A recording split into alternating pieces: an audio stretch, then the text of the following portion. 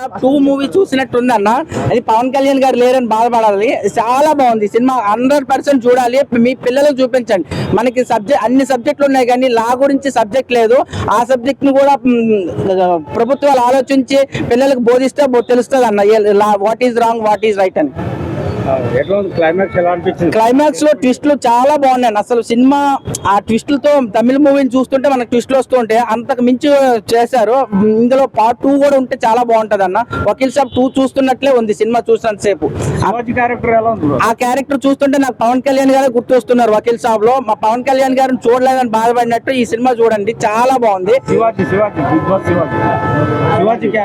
శివాజీ అంటే హీరో కదా, sorry hero పేరు తెలియదు నాకు. ప్రియదర్శిని హీరో.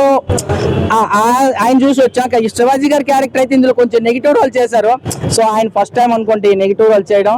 ఆయన కాకుండా వేరే వాళ్ళు చేస్తుంటే బాగుంది. ఎందుకంటే ఆయన్ని మనం ఇప్పటివరకు ఆనెస్ట్ గా మన పవన్ కళ్యాణ్ గారికి అలా మాట్లాడతారు కదా, ఆయన్ని ఇలా నెగిటివ్ రోల్ లో చూడడానికి కొంచెం ఇబ్బందిగా ఉందన్న. ఈ మూవీ ఎవరు చూస్తే బాగుంటుంది? 100% పిల్లలకు చూపించాలన్న. ఏది రైట్ ఏది రాంగో తెలియకుండా చాలా మంది ఇబ్బంది పడతారు.